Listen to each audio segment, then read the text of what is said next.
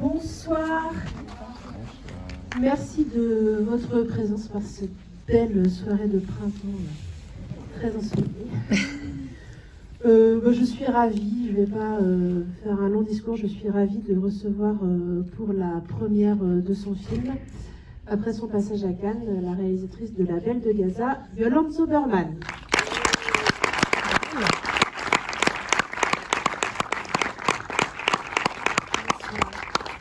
Merci beaucoup Yolande d'être de retour ici. On t'avait reçu il y a quelques mois, je crois, pour Classified People. Ouais, c'est vrai. Et voilà, c'est vraiment toujours un plaisir. Tu veux peut-être dire quelques mots? Bien sûr, on va se retrouver à l'issue de la séance. Il faut, alors oui, le micro, il y a un mode d'emploi, il faut vraiment le coller à la bouche.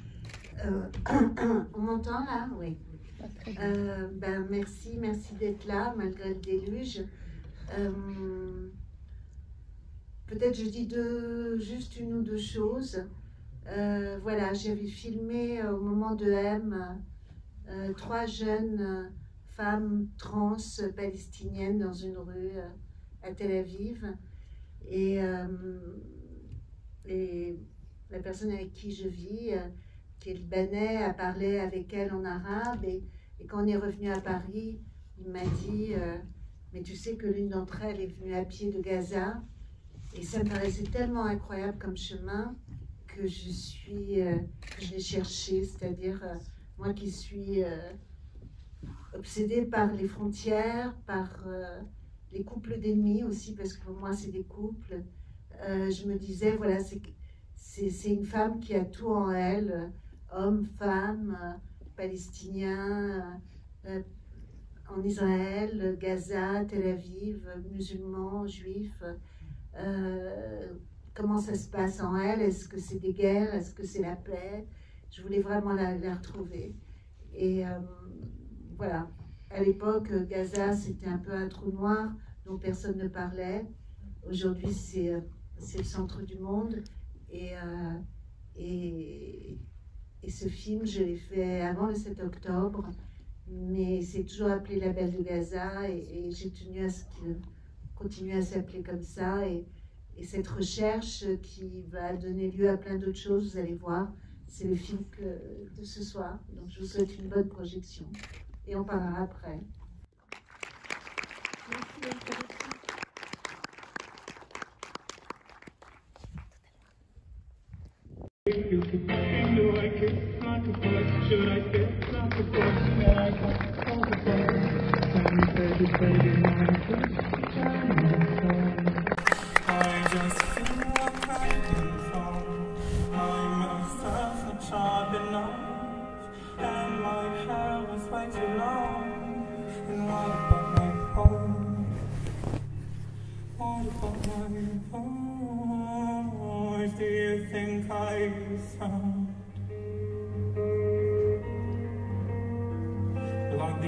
Do I walk like a boy? Do I speak like a boy? Do I stand like a boy? Sorry babe, you keep asking, do I kiss like a boy? Should I spit like a boy? May I fuck all the boys? Tell me baby, baby, do I walk like a boy? Do I speak like a boy? Do I stand like a boy? Sorry babe, you keep asking, do I kiss like a boy? Should I spit like a boy? May I fuck all the boys? Tell me baby, about my masculinity. What the fuck is wrong with my body? Am I not enough? Or even too much? It would be short-sighted to try. Je vais poser une ou deux premières...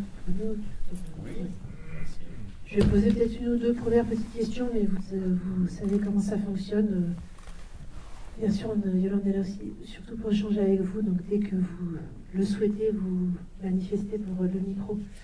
Tu nous as présenté en introduction un petit peu, en quelque sorte, la jeunesse du film, enfin, l'histoire de l'image de cette femme qui t'avait tué en terre, on peut dire, comme une sorte de mythe ou d'histoire après laquelle tu as souhaité continuer un film. Moi, ce que j'avais envie de te demander, c'est dans cette quête de cette Belle de Gaza, Comment est-ce que tu as rencontré et peut-être choisi les autres femmes qui composent ce film et ce portrait pluriel? Alors,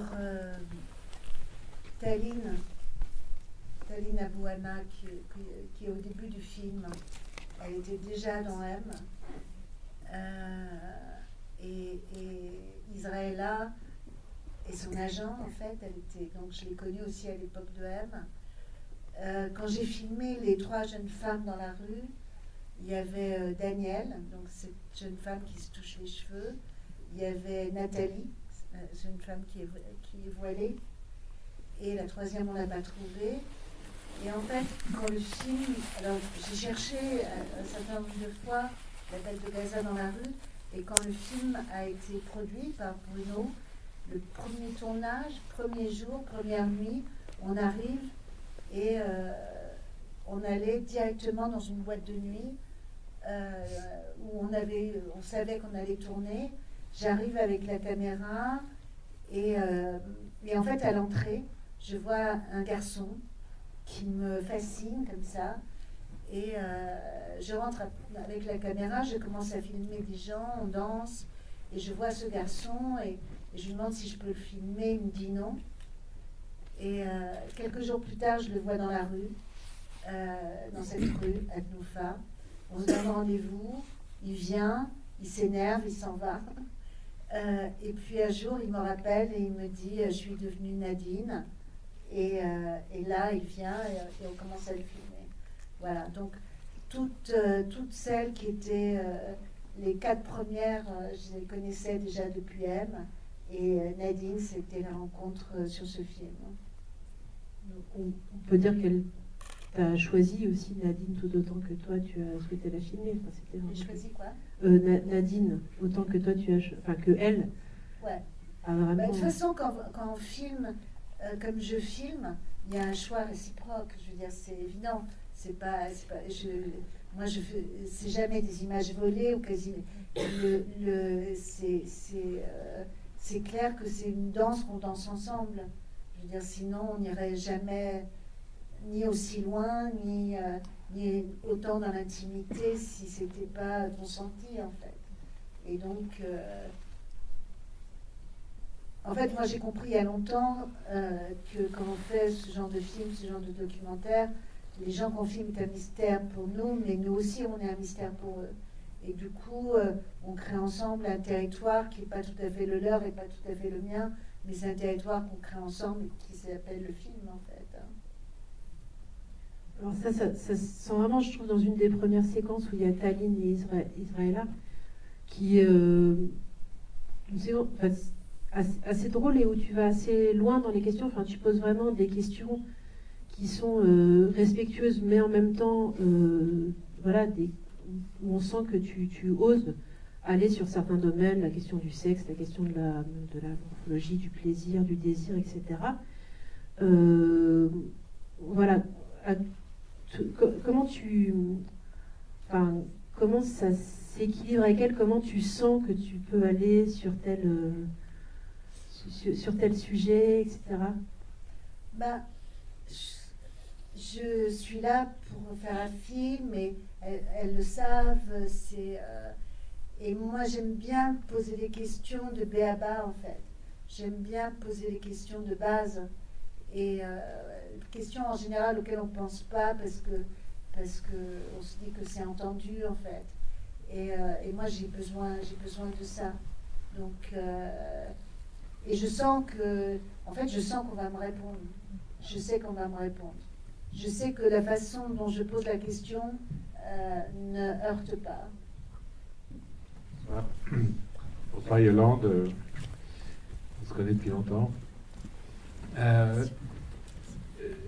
En fait, ton film me fait penser à Club to Death, qui est une fiction, qui est, je crois, ton 2e ou 3e film que j'avais beaucoup aimé. Il y avait énormément de musique et ça se passait comme ça dans une espèce de no man's land. Et ça, vraiment, il me fait penser à ce film, mais en version documentaire. Et je voulais savoir, en fait, c'est cette espèce de territoire, en fait, où tu dont tu as parlé au début, mais ce territoire étrange et secret de la nuit en plus, comme dans Club to Death, qui est très un peu vertigineux. Je voulais savoir si tu savais d'où ça venait en fait. Je crois que la caméra me permet de vivre des choses que je ne vis pas sans la caméra. Et l'accès Club to Death dont tu parles, c'est un film que j'ai fait effectivement après avoir fait Moi Yvan, toi Abraham, en yiddish, en Pologne. Enfin, c'est pas, le film était censé se passer en Pologne, je l'ai tourné en Russie. Tout d'un coup, j'avais accès au présent. Club to Death m'a mis au présent de la musique, m'a mis au présent mais j'ai été Club to Death pour le film. Et c'était aujourd'hui, tout d'un coup, il y a plein de gens qui sont fans de ce film. Et d'ailleurs, c'est Pyramide qui l'avait sorti à l'époque, enfin, en tout cas à l'international. C'est vrai que j'aime la nuit, j'aime la danse. Je trouve que la danse, c'est le langage suprême. J'aime les danseurs. J'aime danser avec la caméra. Depuis que j'ai commencé cette série de films, c'est moi qui tiens la caméra. Voilà, la nuit, ça permet beaucoup de choses. Ça permet de franchir des frontières, ça permet de disparaître, d'apparaître, ça permet de rendre les gens beaux, ça permet... Et puis en plus, les nuits documentaires, je dirais, sont les plus belles du cinéma, parce qu'on prend le risque de la nuit, on a peu de matériel, et le fait de prendre ces risques, je trouve, donne des nuits très belles. Souvent, en fiction, pour reconstituer ça, il faut une immense équipe. Parce que là, on a parlé peut-être dans la presse ou de trilogie de la nuit, un petit peu, en parlant des 3 derniers films, où il y a Sex, les Arabes, M et La Belle de Gaza. Je ne sais pas si c'est quelque chose que tu avais pensé comme ça, en disant je vais faire une série de films qui se passeront la nuit ou... Non, chaque film m'a amené le suivant d'une certaine manière. C'est un peu des films comme des poupées russes. Mais je crois que là, c'est terminé. Je crois que c'est une trilogie. Je crois, puisque j'ai jamais su. Enfin, quand j'ai fait le premier, je ne savais pas qu'il y aurait le deuxième. Et quand j'ai fait le deuxième, je ne savais pas qu'il y aurait le troisième. Mais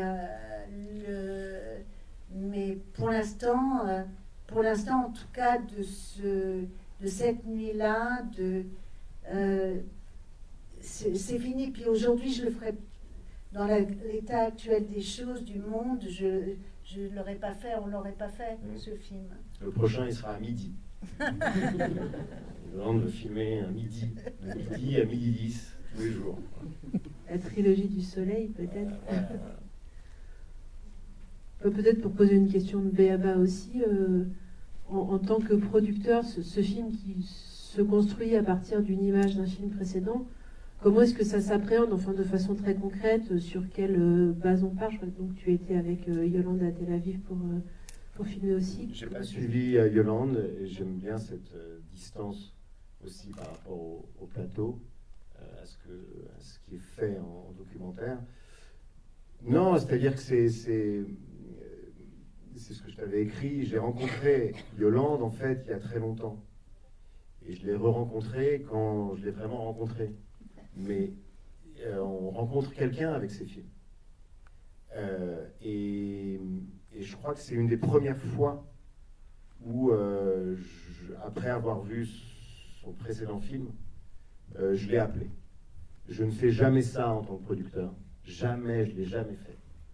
Mais après M, que j'avais aussi raté ou, en tant que producteur à un moment, j'étais tellement sidéré par ce film, et en vrai, j'ai eu les boules. Parce que c'était à moi de faire ce film. C'était à moi de le produire. Ça concerne aussi un monde que je connais, une ville que je connais. Et Yolande était allée à un endroit, avait traversé des frontières les unes après les autres, pour aller à un endroit secret, et qu'elle met au jour dans la nuit, et qui me parle et qui m'accroche. Donc tout simplement, je l'appelle, elle me dit viens à la maison, prends un café. Et on prend un café. Et elle me dit assis-toi. Et elle me montre une séquence qu'elle a donc tournée avant. Et là, c'est simple. J'ai eu du désir pour Tallinn. La source et ça m'a troublé. Ça m'a troublé parce que je ne connais pas de transsexuel, c'est pas dans ma vie, mais quand j'éprouve quelque chose comme ça, je ne le questionne pas, je ne cherche pas. Quelque chose de mon corps vibre, et donc je décide de suivre, comme dans une danse, quoi, de me laisser accompagner. Et ensuite, Yolande a une façon de travailler assez unique, risquée aussi, mais c'est ça qui est bien, de tourner et de se retirer, de ne jamais trop tourner, de se faire aussi désirer. En documentaire, on est souvent là à essayer toujours d'aller chercher, d'être dans une position un tout petit peu trop dépendante vis-à-vis de ses personnages. Et Yolande décide aussi de passer un temps, mais pas trop long, et puis de repartir.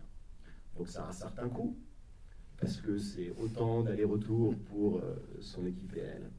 Et puis l'autre surprise, c'est que Yolande tourne, cadre, avec une caméra qui est tout sauf invisible.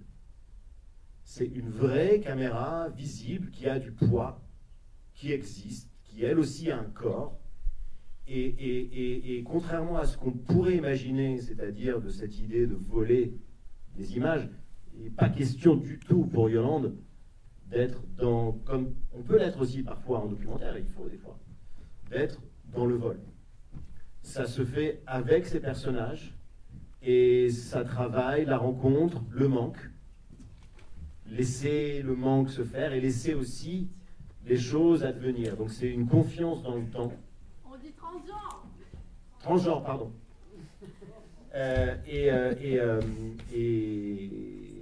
Et voilà, et après, c'est beaucoup de temps passé dans sa maison, la maison qu'elle a avec Céline.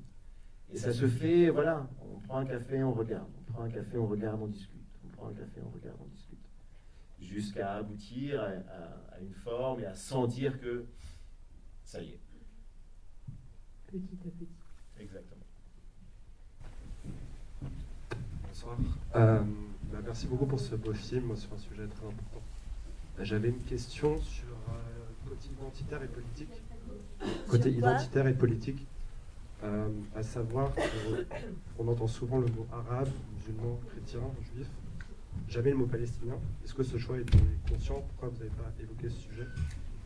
Et deuxième question, c'était, c'est un peu ce que j'ai en moi, un peu, j'ai l'impression que le film exacerbe quand même un certain choc des civilisations.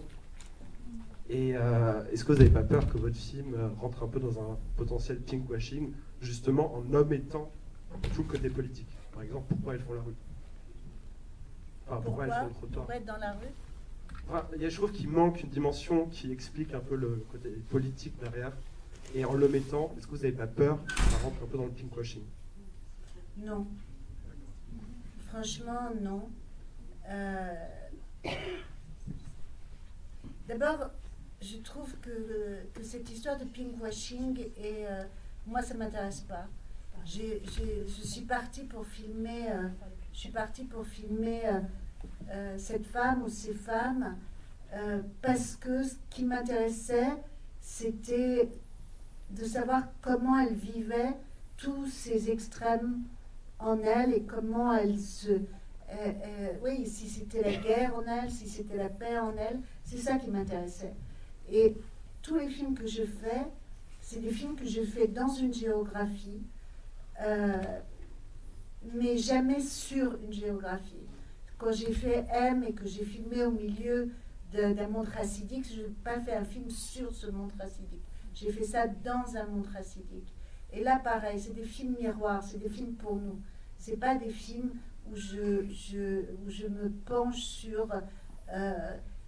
Et en plus, depuis mon premier film qui s'appelle Classified People, ce qui m'intéresse, c'est l'intime. Quand je suis partie faire mon premier film, j'ai filmé un vieux couple amoureux. Lui, il pensait qu'il était blanc. Il a été viré par sa femme, française d'ailleurs, qui avait peur, parce qu'il a été classifié CALOT et elle avait peur de perdre ses avantages. En Afrique du Sud. En Afrique du Sud. Et c'est un film qui reste toujours d'actualité parce que justement, c'est un film qui nous regarde. Parce qu'on est tous classifiés d'une certaine manière. Et la question que je posais, c'était mon tout premier film, comment on fait pour vivre quand on est désigné d'une certaine manière? Et ce qu'on est tous. Et leur réponse, je l'ai prise en moi pour toujours, c'est le lieu de résistance, c'est l'intime. Et cette politique-là, j'y croyais. En tout cas, c'est l'endroit où moi je me trouve. Il y a des gens qui peuvent faire Je vis avec quelqu'un qui est extrêmement politique et qui fait ça très bien. Moi, j'ai un discours uniquement sur l'intime. Et je n'essaie pas de me mettre ailleurs, ni de me protéger, ni de me justifier. Et donc, non, j'ai pas peur. De la même manière qu'à cause du 7 octobre, à plusieurs reprises, des gens ont eu peur parce qu'on garde ce titre. Et qui n'apparaissait pas du tout de la même manière après le 7 octobre qu'avant le 7 octobre. Et moi, je ne voulais pas qu'on change de titre, parce que c'est le titre. De la même manière que je n'ai pas voulu changer Would You Have Sex with an Arab de titre, même si je savais qu'aucune télé ne passerait un film qui s'appellerait comme ça. Et je prévenais les producteurs en disant, vous vous rendez bien compte que... Et aujourd'hui, ce film est revendiqué de tous les côtés, aussi bien par des jeunes Arabes que par des jeunes Juifs. C'est un film de réconciliation, c'est un film de désir. Le désir, c'est quelque chose de politique. C'est l'endroit où moi je me trouve. Je n'ai jamais dit que je faisais des films sur tout le territoire que j'investis, puisque, je répète encore, c'est dans un territoire, c'est pas sur le territoire. Et donc, non, j'ai pas peur. Et pour vous répondre, merci de poser ces questions. On a travaillé pendant 3-4 ans sur le film. Pendant 3-4 ans, ce titre était là dès le début, et quand vous dites qu'on n'adresse pas, en tout cas, le mot, le thème ou l'existence palestinien, c'est vraiment à l'envers de notre ressenti et de notre travail, parce que ce film s'appelle La Belle de Gaza, et Gaza était présent en nous constamment. Et on peut le dire, à un moment on s'est posé la question de terminer aussi, et on parle il y a plusieurs années, de terminer avec des images de Gaza. Parce que je pense que c'est ce qui nous liait, de se dire que tout le monde l'a oublié, mais pas nous. Et plus ça a été oublié, plus ça existait en nous. Malheureusement, tout ça est remonté d'une façon... Voilà, très puissante et au-delà de ce qu'on avait pu imaginer. Mais ce film s'appelle La Belle de Gaza, Gaza étant son stimulus initial. Et on le porte.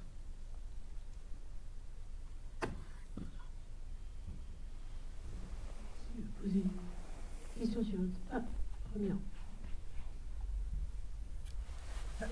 Est-ce qu'il faut des autorisations pour tourner ce genre de film? Parce que là, vous êtes quand même dans un quartier, il y a des voitures qui passent, d'éventuelles personnes intéressées par La Belle de Gaza et les autres. Et est-ce qu'il faut demander l'autorisation à la ville, à l'État? Comment ça se passe? Moi, je demande jamais Moi, je d'autorisation. déteste ça. Moi, je demande jamais d'autorisation. Mon premier film que j'ai tourné en Afrique du Sud, je l'ai tourné clandestinement. J'adore la clandestinité. Et d'une certaine manière, ce mode un peu clandestin, je l'ai toujours... Enfin, ça ne me vient même pas à l'idée de demander une autorisation. Après, tu ne te caches pas non plus. Je ne me cache pas. Voilà. Mais même en Afrique du Sud, c'est-à-dire l'idée, c'était plus on était visible, plus on était protégé. Moi, c'est ma forme de clandestinité, quoi. Mais non. Et ça a été... Les gens me demandent si ça a été difficile. Ça n'a pas été difficile. Les autorisations n'ont pas été requises a posteriori. On vous vous est pas tombé dessus comme ça en disant qu'est-ce. Personne. D'accord. Qui enchaîne? N'hésitez pas, on a très envie de vous N'hésitez pas. écouter, de C'est débattre. ici de et débattre, maintenant. de Après, vous dialoguer. serez chez vous, vous direz j'ai pas posé mes questions, j'aurais dû. Oui, bonsoir. Bah, moi, c'était sur une question sur les mêmes images là dans la rue. Bah oui, vous filmez du coup les voitures et on aperçoit des visages des potentiels clients, quoi.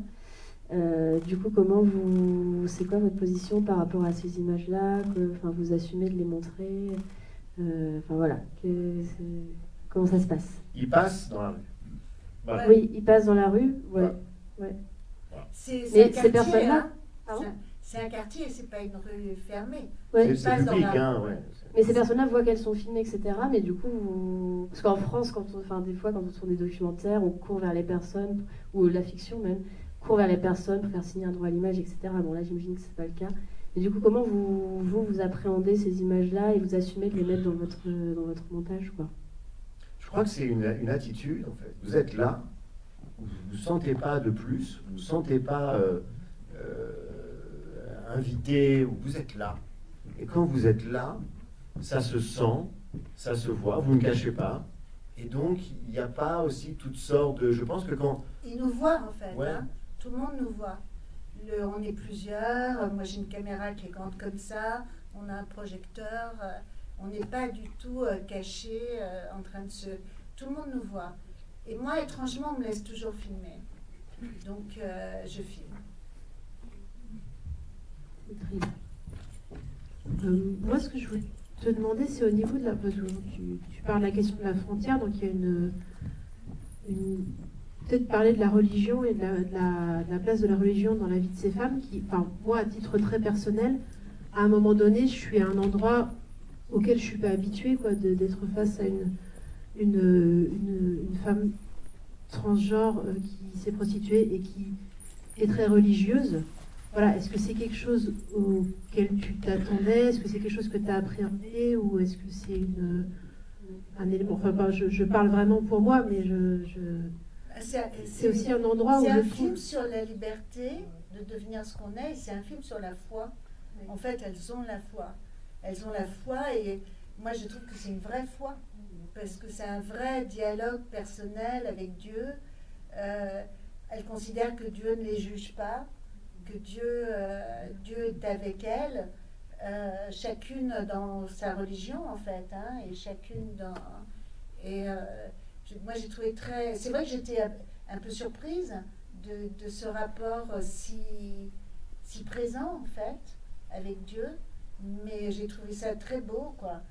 Le Moyen-Orient, de ce point de vue-là, il y a des rapports qui sont assez archaïques, et ça aussi c'est intéressant. Du coup, elles nous ont fait faire tout le trajet. La famille, c'est une chose excessivement importante là-bas, plus importante encore qu'ici. Quand vous êtes exclu de votre famille, c'est une douleur épouvantable. Ici, quand on prend un chemin de biais, on a déjà l'idée qu'en partie, on risque de quitter sa famille. Là-bas, c'est un arrachement. Du coup, par exemple, Kaline, qui était en train de partir aux États-Unis pour faire carrière quand ses parents sont venus vers elle, elle a tout annulé et elle a été s'installer à côté de ses parents. Et je veux dire, je connais personne dans la situation où elle était qui aurait fait ça ici. Et donc il y a tout ce rapport-là que je trouvais vraiment intéressant, parce que du coup elle nous faisait faire tout le chemin, quoi. Y compris le chemin de leur corps. Oui, bonsoir, merci pour ce film magnifique. Je suis effectivement impressionnée et touchée par la qualité des échanges avec les personnes que vous filmez, avec ces échanges qui nous font, enfin, qui donnent beaucoup d'éléments sur la façon dont cette transition physique est vécue de l'intérieur, de façon physique, psychique. Ça, c'est très impressionnant. Et du coup, la question que je me pose, c'est est-ce que vous avez dû, pour arriver à une telle qualité d'échange, est-ce que vous avez dû filmer beaucoup? Est-ce que est-ce qu'il a fallu installer longtemps quelque chose pour en arriver à ce type de qualité d'échange? Non, je filme pas beaucoup, mais c'est des femmes que j'ai rencontrées après M, c'est-à-dire en 2019. Donc entre nous, il y avait quelque chose qui s'était déjà passé et on pouvait du coup aller beaucoup plus loin. Il y avait quelque chose d'une... Je pense pas que ça aurait été possible d'aller aussi loin si je les avais connus qu'à ce moment-là, en fait. Donc, non, il y avait vraiment... il y avait une vraie envie chez moi. En fait, moi, si je connais les réponses, j'ai pas envie de faire le film, quoi. Et donc, les questions que j'ai posées, c'était des vraies questions. C'était pas... je voulais vraiment savoir. Et du coup, elle me répondait. Et c'était formidable, quoi. Et donc, non, j'ai pas... Il n'y a aucun personnage qui est sorti du film.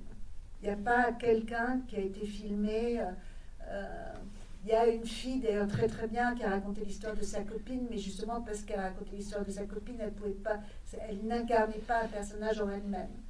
Mais sinon, non, personne n'a été coupé du film, en fait. Donc en fait, pas beaucoup de rush, mais des tournages Plusieurs tournages espacés dans le temps pour installer donc cette... Une fois qu'on a commencé avec Bruno, le temps a été... c'est plusieurs tournages comme ça. On tourne, on monte, on réfléchit, on monte. Parce qu'en fait, souvent, quand on pense à quelque chose, cette chose arrive. La fête de Noël. Ah, la fête. Où est-ce qu'elle se passe? À Nazareth.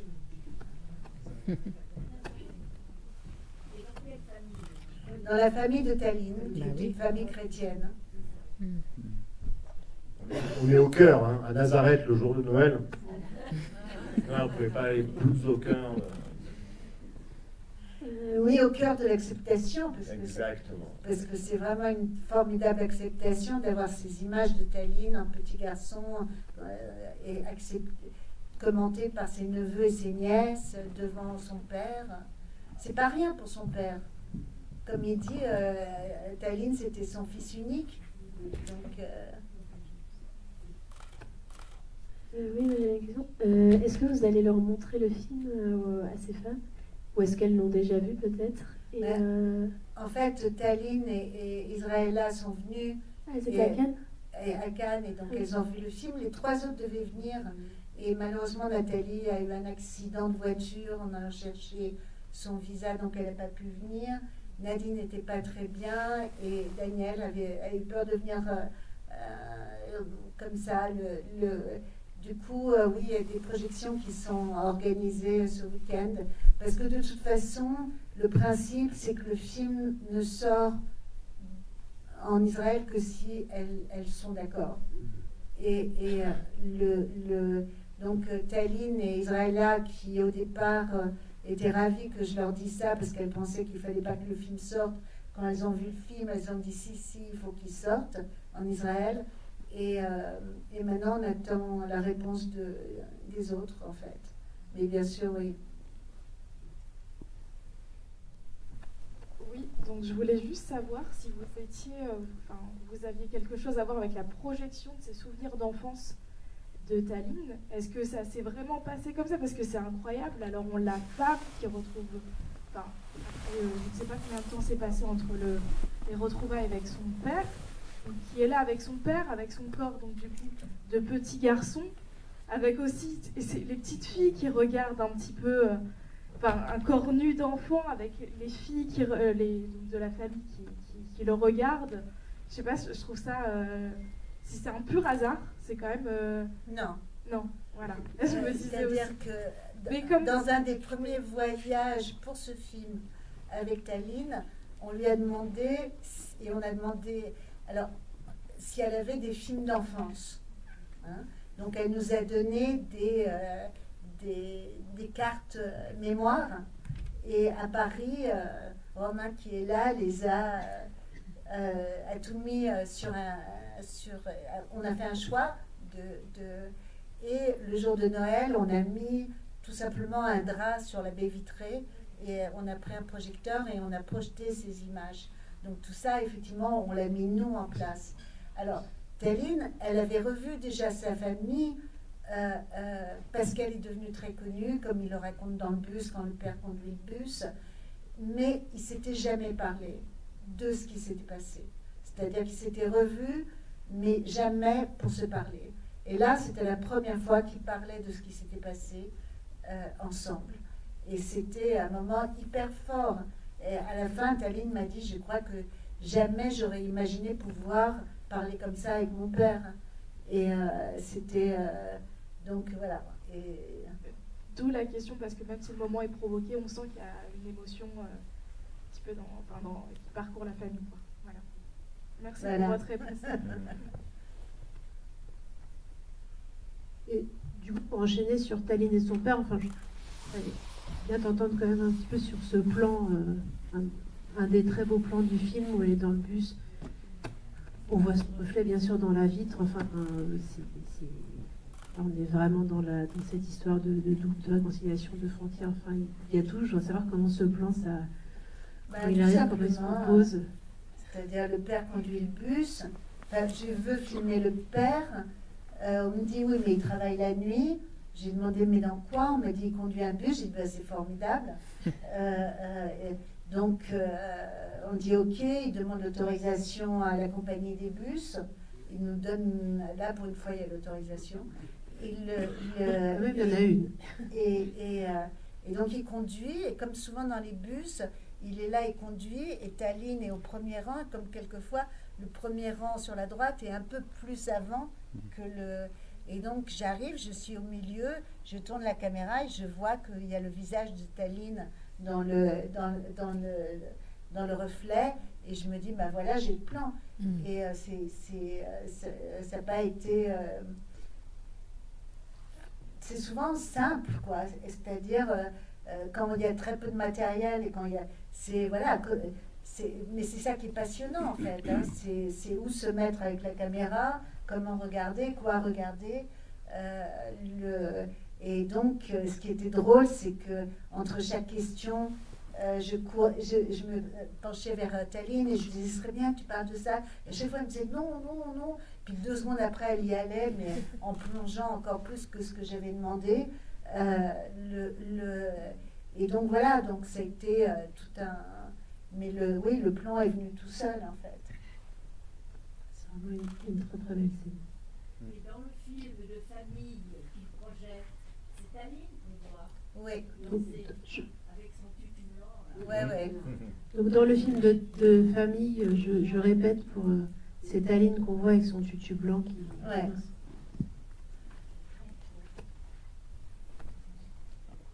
Oui, bonsoir.